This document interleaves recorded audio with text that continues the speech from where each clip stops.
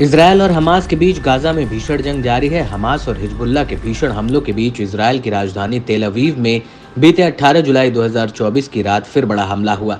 इस हमले ने इजरायल के पुराने जख्मों को एक बार फिर ताजा कर दिया। दरअसल तेल अवीव में एक ड्रोन ने अचानक घुसपैठ कर डाली। इससे इलाके में हड़कंप मच गया। इजरायली राजधानी की सुरक्षा में इसे बड़ी चूक के तौर पर देखा जा रहा है। इस ड्रोन अटैक से एक इमारत को नुकसान भी पहुंचा है। बताया जा रहा है कि यह हमला इतना घातक था कि इससे एक शख्स की मौत हो गई तो वहीं 10 से ज्यादा लोग घायल भी हो गए। इजरायली एयर स्पेस में आए इस ड्रोन ने राजधानी में बड़ी खलबली मचा दी। ड्रोन हमले से एक बार फिर इजरायल की सुरक्षा समेत खुफिया एजेंसियों पर सवालिया निशान उठने लगे हैं। दावा किया जा रहा है कि यह ड्रोन समुद्र के रास्ते से इजरायली राजधानी तेल अवीव के पास पहुंचा। इसके बाद शालोम एलकेम स्ट्रीट के पास बेन यहूदा स्ट्रीट पर एक इमारत से टकरा गया। ड्रोन के हमले से बिल्डिंग में बड़ा धमाका भी हुआ। दावा तो ये भी किया जा रहा है कि धमाके की गूंज वेस्ट बैंक तक सुनी गई। इससे वहां मौजूद लोगों तक में दहशत फैल गई। ऐसा माना जा रहा है कि इस तरह का ड्रोन अटैक अपने आप में पहली बार है। इजरायली मीडिया ने इस ड्रोन का पता लगाने से चूकने के लिए इजरायल एयर डिफेंस सिस्टम पर सवालिया निशान लगाए हैं।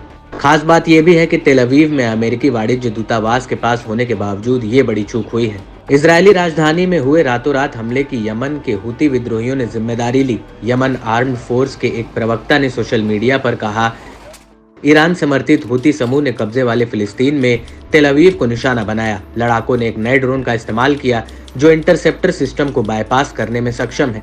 यहाँ तक कि रडार भी ड्रोन का पता नहीं लगा सकता।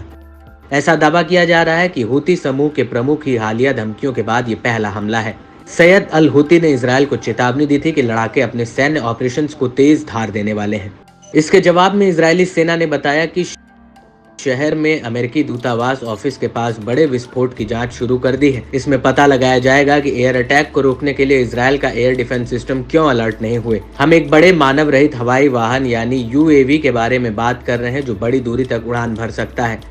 आईडीएफ अभी किसी भी संभावना से इनकार नहीं कर रहा है। इजरायल की वायुसेना ने इजरायली एयर स्पेस की रक्षा के लिए गश्त बढ़ा दी है। इजरायली पुलिस ने धमाके के पास एक अपार्टमेंट में शव को बरामद किया है। ब्लास्ट साइट के फुटेज में फुटपाथ पर टूटे शीशे बिखरे दिखाई दे रहे हैं। घटना से घबराए लोगों की भीषण धमाके में क्षतिग्रस्त बिल्डिंग के पास जमा हुई।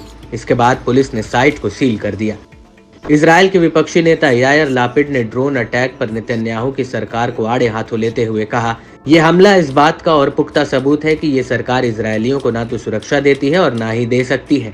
जो लोग उत्तर और दक्षिण में प्रतिरोध खो देते हैं वे इसे तेल अवीव के केंद्र में भी खो देते हैं। न कोई नीति है, न कोई योजना है, सब कुछ अपने बारे में है। सरकार को जाना होगा। बता दें कि गाजा पर इजरायली हमले के बाद से हुती विद्रोही लगातार ड्रोन और मिसाइलें छोड़ रहे हैं।